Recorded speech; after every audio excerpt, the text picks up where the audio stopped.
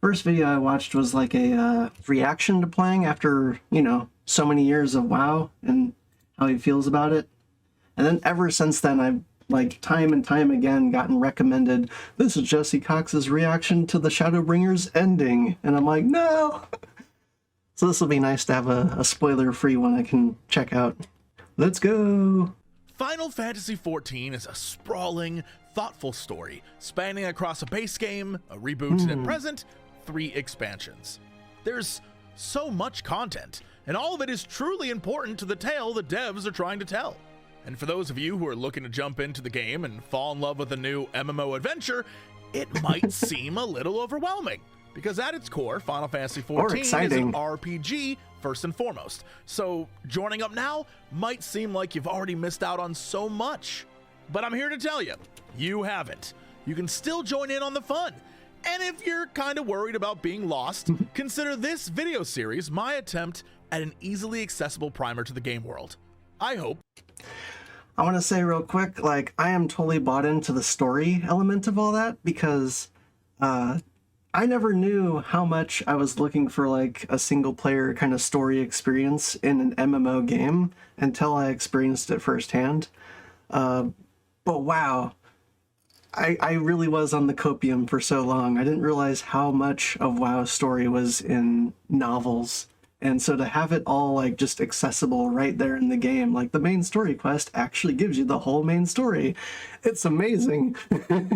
What a concept.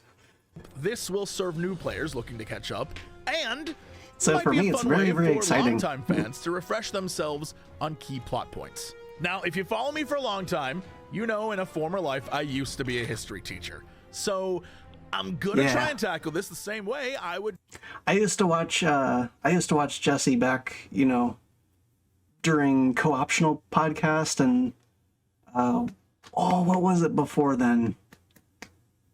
Whatever their podcast was. Like, I've known Jesse Cox since him and Total Biscuit were first playing Terraria together, you know, before they even did podcasts together or anything. Like, back during Cataclysm days when they were, like, competing YouTube channels for Cataclysm beta information.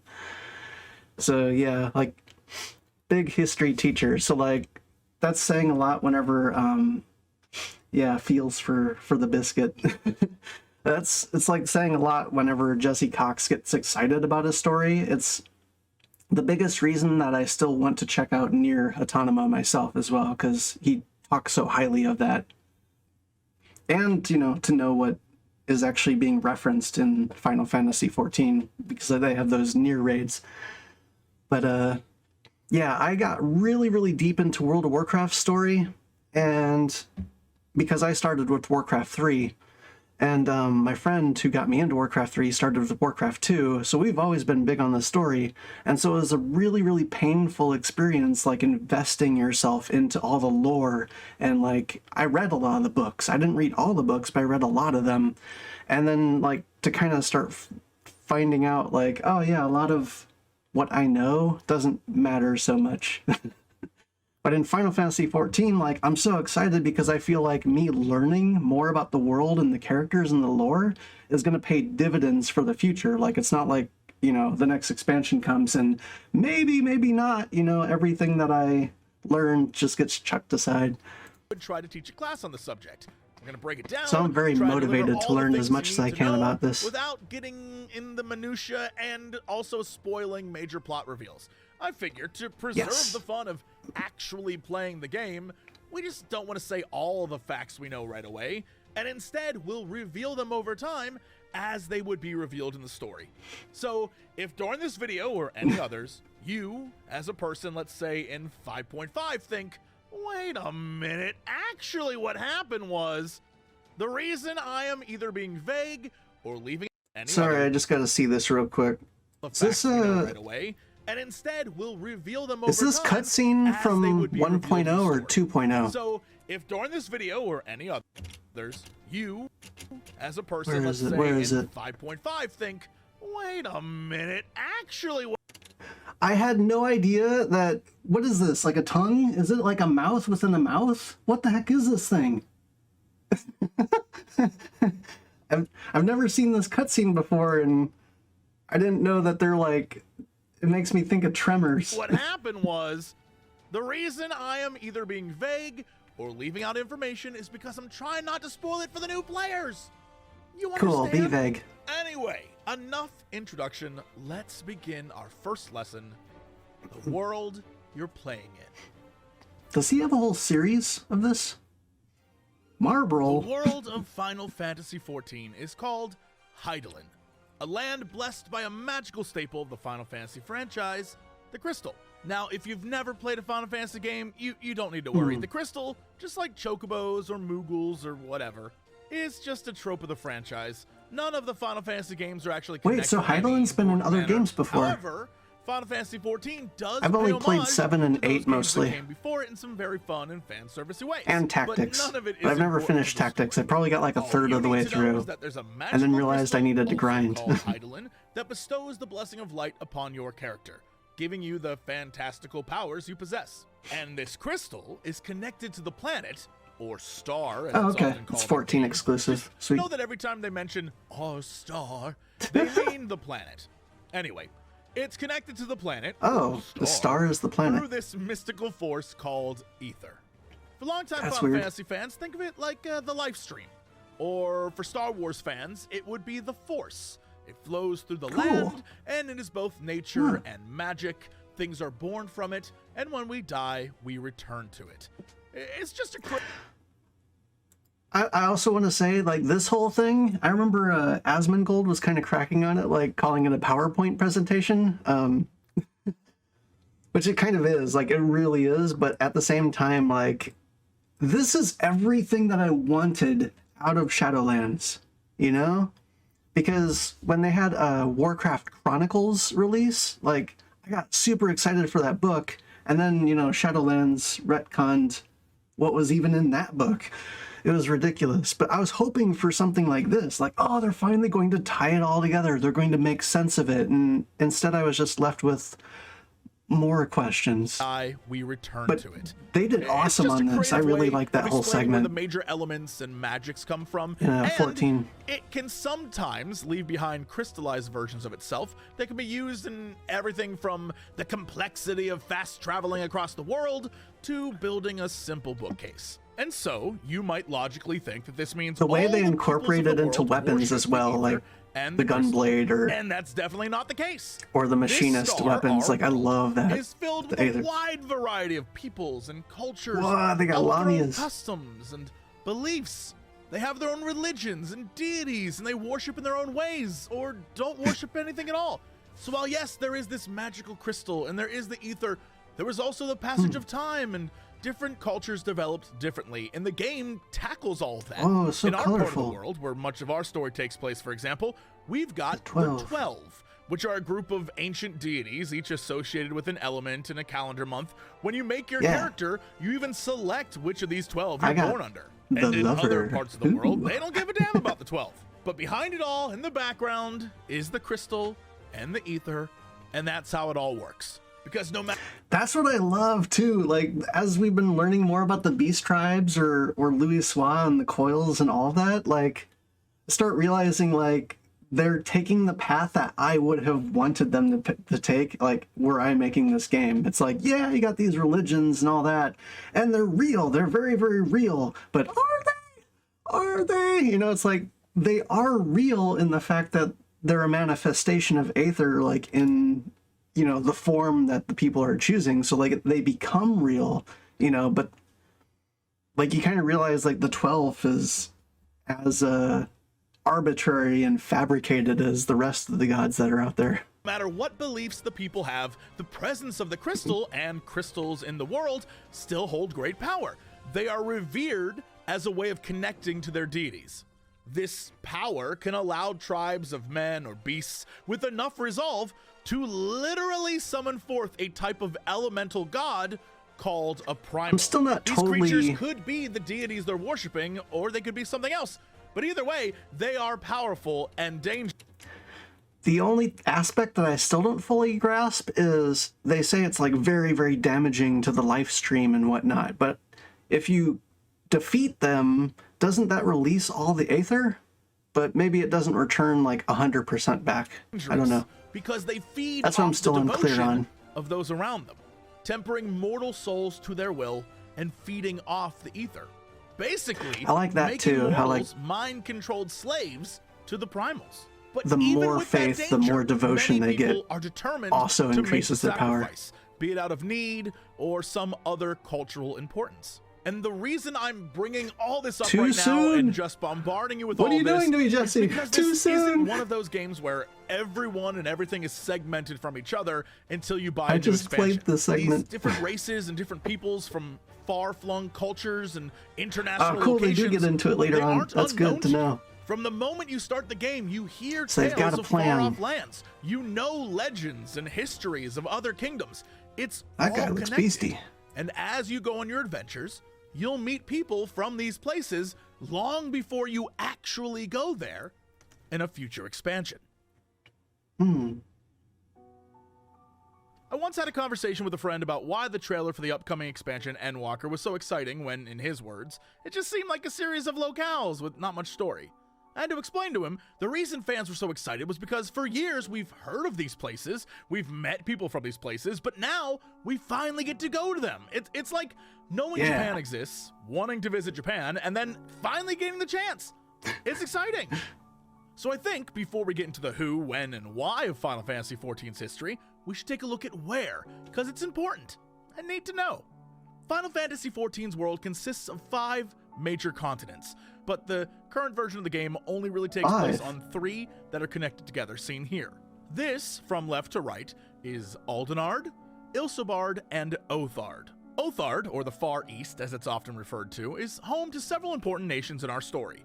The first is the island nation of Hingashi, which is kind of like a Japanese analog, or as I lovingly call it, Anime Japan. It's a reclusive island chain ruled over by what is essentially a shogunate, with a past that potentially stretches all the way back to the ancient Allegan Empire, which is something we'll talk about later. Oh, I want to go there now. Is open to trade with the rest of the world. Tight. But honestly, most of the island chain remains a mystery to outsiders. So was that what Shadowbringers has, or is that what's coming in Endwalker? Man, I didn't know there were that many continents, by the way. Like, I was just beginning, just starting to, like, get a little bit comfortable with the map. Like, I hit this point, and I'm like, oh, okay, like, Mordana. I know Mordana and the Black Shroud and Korthus. Like, I'm starting to get it now. Like, I'm finally, there's Lenosha. Like, I'm finally starting to, like, get a grasp of where I am on the map. And now I find out it's just one single continent? Oh, boy. To the west, on the mainland of Othard, is the I got nation so of much. Doma, or So much to go. sort of a China analog. Located in a region known as Yangxia, its kingdom sits on the One River, which provides the Domans with all they need. I remember for a their lot way of people life. were like, Yangxia's miss the north is Pandaria, like the Ozian Pandaren steppe, lands, but occupied by a wide this is array like giving me of the exact nomadic same tribes. excitement Basically as I a had for Mongolia Pandaria. analog. South of Doma lies the nation of Dalmasca and its capital of Rabanastre. For Final Fantasy fans, this is a huge fan servicey thing just for you. Spanning the deserts of the east to the jungles of the west, I'm not much of a is desert situated fan, at the crossroads of but international trade between Othard I know the and its cat continental girls and neighbor to the whatnot west, are very, Ilsobard. So let's talk about Ilsobard, very much the linked second with like major Ul'dah continent. and such. Not much is actually known about it at present. Look at the map itself. Most of it's covered Yeah, with if there's clouds anything that could get me to symbolize this love lack the of desert knowledge. more, it's But fan what service. is known is that it is ruthlessly controlled by the Go full Garlean force. Empire. I'll appreciate it. Capital seated in the northern reaches of the continent, the Garleans will play a major role in things to come. So we'll come back to them. To the oceans in the south is Thavnair with its city-state of Razathan, a colorful nation of traders and crafters who have maintained their independence from Garlean rule due to a strict policy of non-interference. Even the birds are The colorful. island sort of And serves as a waypoint for travelers between east and west. And finally, this brings us to the third continent, Aldenard, the main focus of our game.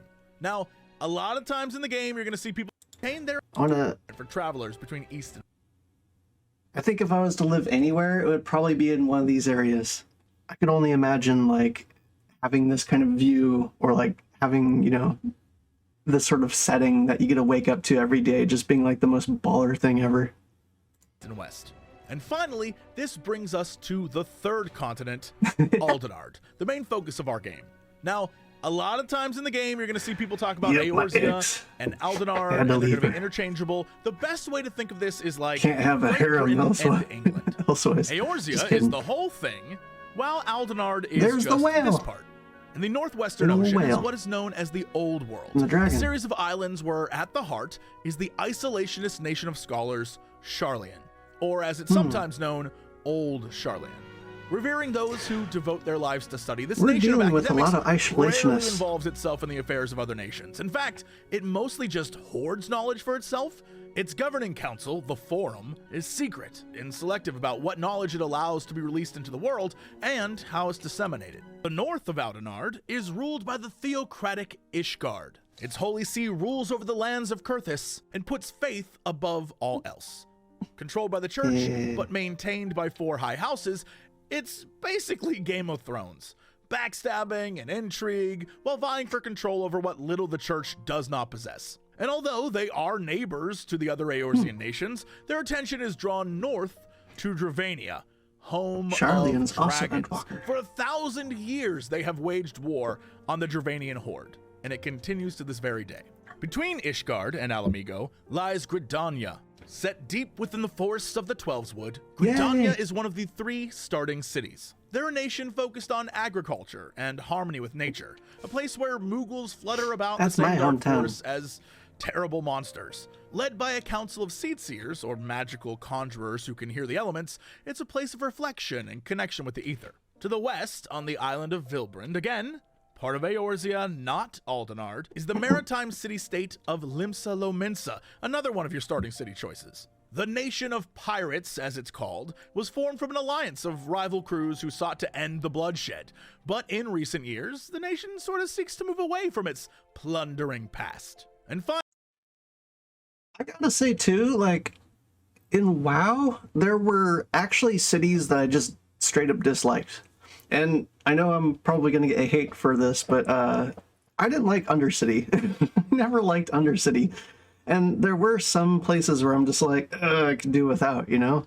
Like, I disliked going certain places.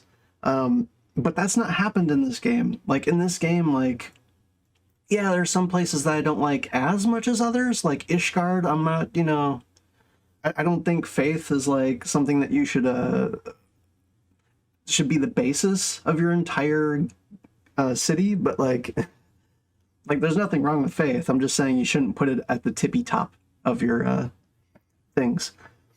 But in this game, there's not like a single city that like upsets me or pisses me off or is like, ugh, I gotta go back to this place. Like, no, like I'm excited everywhere I go, it seems. In the southern deserts, the last starting city, Ul'dah, an affluent culture of merchants and miners, teeming with unimaginable wealth and unthinkable poverty. Ul'dah finds itself at an both Ul'dah and especially Limsa Lominsa. I got lost a lot. The game's story. Although the city-state is technically controlled by a sultanate, the true power is held by the Syndicate. But once I realized you could fish anywhere in Limsa, I was like, that's the 3 main continents. I know, it is a lot, but thankfully you can revisit this video, rewind, do whatever. If you have any questions, hey, that's what comments are for.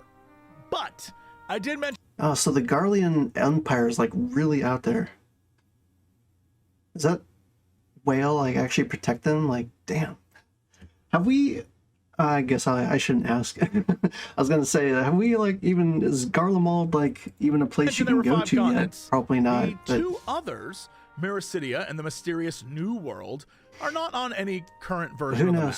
The way I've always thought of it is if you look at the map, it kind of looks like Earth, right? And you can see the 3 major continents are kind of like where Africa, Europe, and big Asia turtle would on be. the right? Then Mericidia would be Australia, or maybe Antarctica, and the New World would be the Americas. I also say this because in-game, there are hints about what's going on in the New World, and it all sounds very similar to the native peoples and cultures from the Americas in Earth's history. Mericidia, on the other hand, is a place where men and dragons and a centaur race and tree-like creatures thrived. They had their own religions and cultures, and were in the past protected by the elder dragon Bahamut.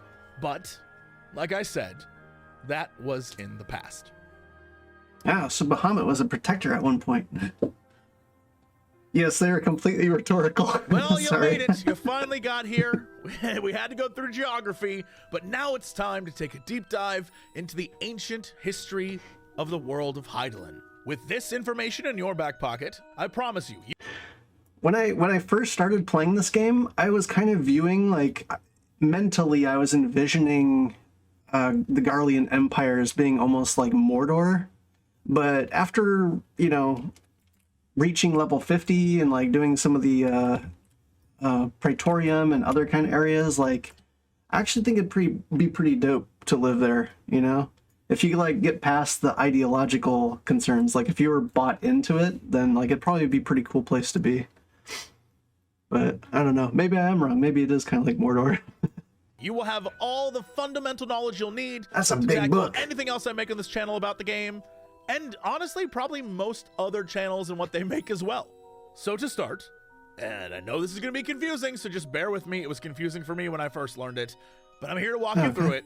Oh, wow. Past That's right is where we were. described in Final Fantasy XIV in the terms astral dungeon. and umbral eras.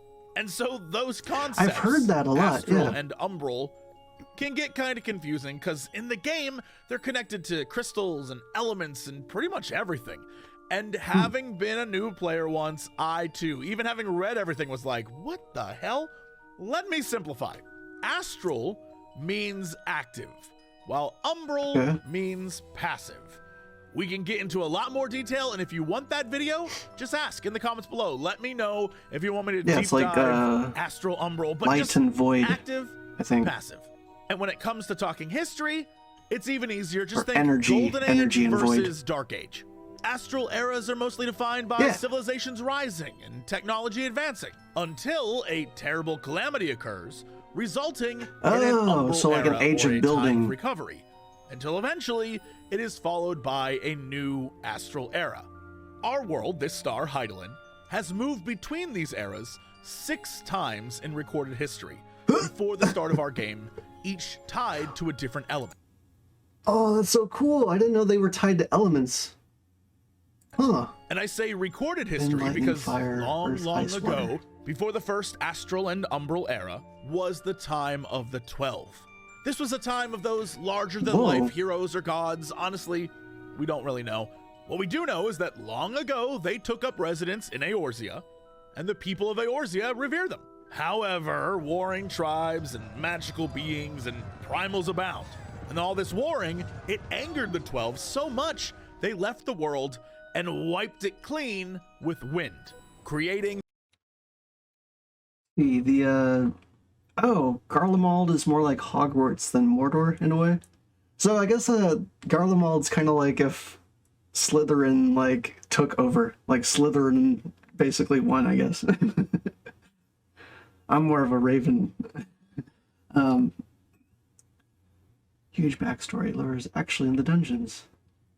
Oh, it's all in the dungeons. That's so cool.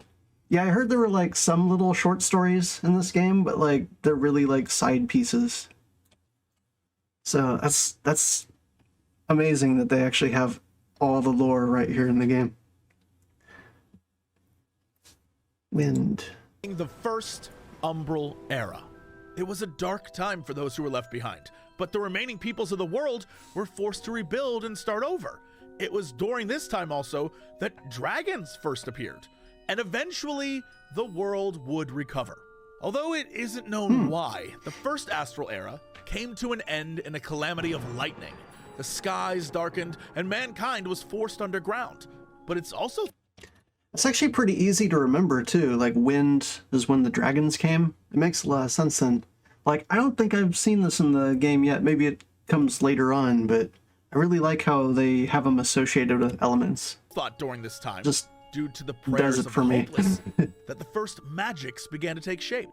When it comes to the magic second began. astral and umbral eras, Spark not of much is really magic. known about them, except that it was a time of twisted religion and bloody holy wars, and so in a very fitting way, its calamity was one of fire.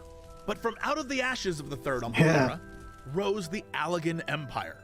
This The makes a Empire, lot of sense. more commonly known as Alec, With how was the founded elements- by Emperor Zonde, how the elements roughly feed into one 5,000 another, years too. before the start of the game. It's this empire Pyro that, got a much lore like video. the empires of Persia, Rome, Britain, the Mongols, or Ottomans, basically like Yeah. all the major empires in Earth's history, would shape Hydaelyn's future.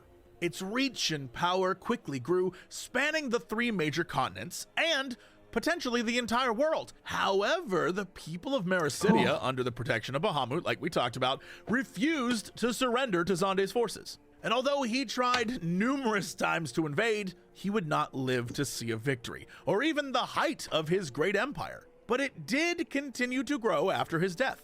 Its technological and magical power soon accelerated at an unprecedented rate, and as it did, so did its research into ether and its manipulation, allowing them to wield it for all sorts of things, like the construction of weapons to even the creation of life. They developed automatons and biotech and flying ships and eventually spacecraft. But like all great empires, it eventually grew stagnant.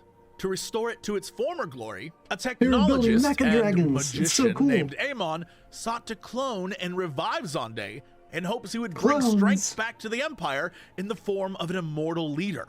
And so, long after his death, the reborn Zonde quickly did just that. And the Allegan Empire continued once more on the warpath to expansion, his sights set on Mericidia and revenge. Once more, his armies descended on the peoples of Mericidia, but this time, exponentially more powerful than before. However, the combined forces of men and dragon stopped Alleg's advance by turning to their gods, known at the time as icons, but what we would call primals. You know, those things we talked about earlier that can be summoned to existence with enough ether and crystals and devotion. So they summoned their icons and once again pushed Alleg back. Just gotta roll my tongue back in my mouth. Defeat turned to murdering his mages until they discovered a way to deal with these icons. The result was a process by which an icon could not only be captured, but used to power Allegan technology, keeping the primal god alive and in the physical plane for as long as they needed. And so the Allegans captured these primal gods and turned their power back against the Mericidians. This, of course, kind of like what they were doing at the ultimate weapon. Bahamut, who smashed the Allegan forces and pushed them back once again. And so, of course, the fury of Zonde spurred the Allegans to search for a means to victory, leading them to research more dark and twisted means to defeat the Mericidians. This deep dive into the darker waters of ethereal research led them to the Void, a shadow realm outside our own. Oh boy. This would be Zonde's advantage, to unleash creatures of the Void, or as they'd come to be called, Void Sent. These would be things like imps and demons and all sorts of dark monsters. They could possess the dead, twist the weak, and lay waste to Mericidia. And so they did. Mericidia fell, much of it rendered to a wasteland, and finally Bahamut was captured. But he would not be killed.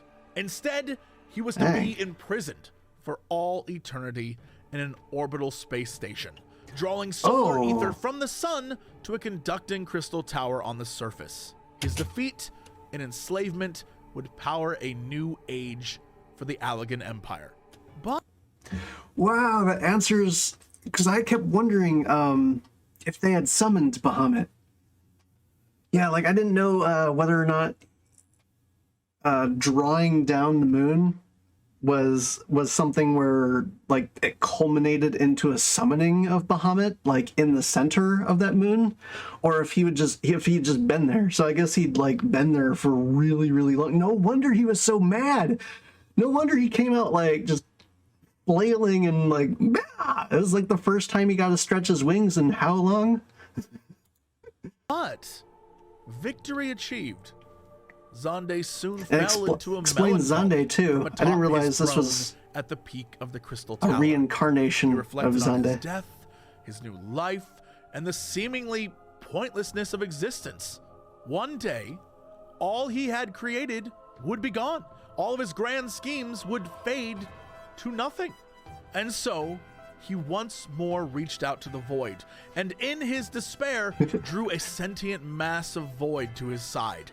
The Cloud of Darkness. Together, the two formed a pact to unleash the cloud onto the world of Hydaelyn. Obviously, this didn't sit well with the many peoples of the Allegan Empire or the world in general. I bet not. Revolts and uprisings began to take place all over the Empire. Refusing to give up on his plan and in a desperate attempt to force open the portal to the Void and fulfill his pact, Zonde directed all of Alleg's etherical energy to the tower, but it was unable to hold it, bringing about the fourth. What piece was from Final Fantasy III? I got a friend who played a lot of 3, but I never played it myself. Really liking how I didn't know all this stuff was like tied in with like Crystal Tower in this way. This question isn't rhetorical. This one, like, you could actually answer, like, is the shadow or void, the darkness in this game, is it kind of like neutral? You know, in regards to like a lot of the elements, it seems like a lot of elements are fairly neutral. Or is it more like WoW, where it's like shadow is always evil? Because I kind of prefer when, you know, like everything's neutral, but I understand if you know, shadow like is evil here too. It seems like it kind of drifts that way, but it could just be more circumstance. Swallowed the Crystal Tower and brought the Allegan Empire to ruin. The fourth Umbral Era saw the complete collapse of Allegan society. I guess I like that idea because I also like the idea of light not always being good. You know, I just don't like the idea of something always being good. So in the same sense, like, I would prefer shadow to have moments where you can use shadow in a good way. Technology was lost to time, and when the fourth Astral Era came about, the reformed societies lacked nearly all of the advancements of the prior ages. Ah. A calamity of ice is what ended this age, bringing about the fifth Umbral Era, but allowing for more races of men and beasts to move freely and migrate across the frozen seas. The fifth Astral Age a lot like was Earth. one of great importance and saw the rediscovery A lot of the magic. lands get connected from It was during ice. this time that the sorceress Shatoto discovered black magic, setting in motion events that would again alter the world. And as magic and its use expanded, 3 great nations arose, each using magic as an engine to power their growth. The first was Mach, founded in what would now be somewhere around here. It was there that Shatoto would delve deeper into spellcraft Just a and crater create now. the first black mages, their powers only increasing as they began to access the void, and once again, unleash its terrible power on Eorzea. The next was Amdapor, a nation located right around here. In response to Mach's growing dark powers, they created white magic. Now, to clarify, just like all things in Final Fantasy XIV, black versus white magic isn't necessarily evil versus good or damage versus healing.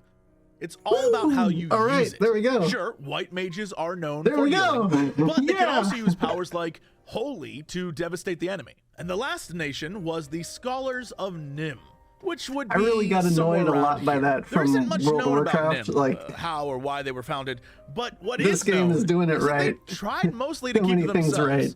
It appears most of their magic was developed for defensive purposes. And so, of course, based on how I described the previous 2 nations, it would be obvious why the people of Nim would want to keep to themselves, because it wouldn't be long before war broke out between Amdapor and Mach. But the poor Nimians, despite their best efforts, were unable to stay out of the conflict, because the Machi figured if they ever joined the enemy, they could be a real threat. So they unleashed a mysterious illness called the Green Death upon them. And just like that, there were only 2 nations left. And so the War of the Magi, as it would be called, they took raged one down on. with The heavy use of elemental magics began to throw the world out of balance. The Machi, desperate to end the war once and for all, summoned forth a king among the Void Sent, Diabolos, to destroy Amdapor's city. But using the power of white magic, the Amdapori managed to lock the creature away and prevent what they... I don't know yet what Diablos is like in this game, but he was one of my favorite characters in Final Fantasy VIII. He had such like a minor role in that too, but I don't know, he just always stood out to me. I guess because I played a lot of Diablo as well, but they thought super would be hyped a to see coming calamity. him, to But like it actually turns come out across all of him in this use 14. of elemental magics triggered one neither nation had foreseen, as the two battered each other with elements like fire and wind and earth and lightning to power their spells. They drained the land of that ether, and it tipped its Oy. elemental balance in favor of water, causing the sixth umbral calamity, a great flood. The realm and both nations were devastated. But it was this calamity that would see rise to the city-states we know in Eorzea today. In fact, it's thought a few Maki escaped the calamity and ended up founding the city of Belladia, which would eventually lead to Ul'dah, and soon the other city-states and nations we know today. Now, I'm sure at this point, a few of you are wondering, Jesse, my dude, great lore, but what was the point of all that? Well, in this game, when it comes to any and all trouble, it's usually caused by one of four things. It's either something terrible the Alligans did way back when, or something left over, a remnant from the War of the Magi, or something from the Garlean Empire. Which brings us to the last bit of lore for this video, Garlemald. The current and biggest threat to everyone who just wants to go fishing and chocobo race. The Garleans, pure blood Garleans, cannot use magic. Long ago, their ancestors fled north after a terrible accident destroyed their home, and for thousands of years, they existed. I had no idea about that. Like, I was kind of noticing, like, oh, it seems like they're actually using a lot of gunpowder and things like that, but I also was not... Useless Garleans can't use magic. So some of them can, but most of them can't, I guess. Yeah, I was, like, noticing, like, a lot more, what appeared to be gunpowder, but I'm like, certainly it's, like, fire effects, just like other things in the game, but... As a small nation in northern Ilsabard. And as I'm sure you've noticed from what we've talked about, most growth that would be as rough a nation without magic came from wielding ether in its various forms. And you like know, said, the other continents are all like Garleans whipping simply around could not. magic like, Then 50 like years it's nothing. ago, Solus Zosgalvis, a brilliant leader and soon to be first emperor, discovered something called ceruleum, a powerful source of energy found in abundance on Ilsabard. Think of it like glowy oil. This great discovery brought technological change to the Garleans, unlike That sounds anything perfectly anyone safe. had ever seen before. In a single generation, he managed to create a continent-spanning empire and a new type of ceruleum-powered machine, Magitech. To say this quick ascension to power affected the egos of the Garleans would be an understatement. They came to believe themselves to be superior to all other races. They ascended so quickly with no help from magic. And so, with this attitude and the Imperial War Machine, they soon turned their gaze to the rest of the world. Under the pretense they of bringing really the are more barbaric Slytherin. races into the fold and ending dangerous religions and the practice of summoning elemental primals, they would expand Only east those into of the Othar, purest blood. conquering Doma Nah. and Dalmasca. With little resistance and their only major threat, Alamigo, on their border, they next sought to conquer Aldenard. And so, 20 years prior to the start of our story, they would attack Alamigo. Suffering from all sorts of problems and internal strife of its own, Alamigo fell quickly to the Empire. Its people outcast or forced into servitude, the great might of their nation in ruins. Now, nothing stood in the way of Garlemald's invasion of Eorzea. It's this invasion that would serve as the beginning of Final Fantasy XIV version 1.0. And so though...